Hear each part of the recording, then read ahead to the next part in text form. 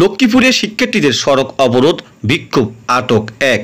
কোটা সংস্কার আন্দোলনকে ঘিরে বৈষম্য বিরোধী ছাত্র আন্দোলনের সমন্বয়কদের অস্ত্রের মুখে জিম্মি করে বিবৃতি আদায়, গ্রেপ্তারকৃত শিক্ষার্থীদের মুক্তি ও সকল মিথ্যা মামলা প্রত্যাহারের দাবিতে দেশব্যাপী কর্মসূচির অংশ হিসেবে লক্ষ্মীপুরের সড়ক অবরোধ করে বিক্ষোভ করেছেন শিক্ষার্থীরা। সোমবার 29 জুলাই বিকেল 3:30 থেকে জেলা শহরে Lakshmipur circuit house, Madam Bridge এলাকায় 2 ঘণ্টাব্যাপী শিক্ষার্থীদের আন্দোলনের লক্ষ্মীপুর ঢাকা আঞ্চলিক মহাসড়কের দুই পাশে যান চলাচল বন্ধ হয়ে যানজট সৃষ্টি হয়। পরে আন্দোলনকারীদের সড়ক থেকে বিকেল 5:30টার দিকে সড়ক থেকে সরিয়ে দেয় পুলিশ। এ সময় নাফিস আহমেদ একরাম নামের এক কলেজ ছাত্রকে আটক করে পুলিশ। সে লক্ষ্মীপুর সরকারি কলেজের ছাত্র বলে জানা গেছে।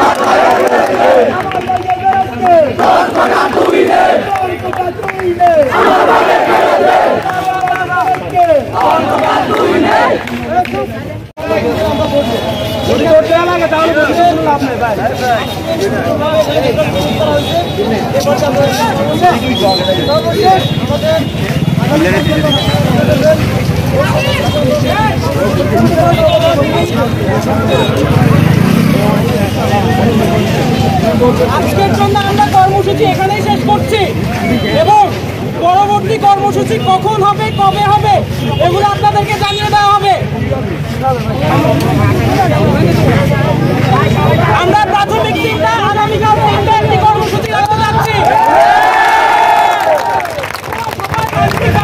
থাকবেন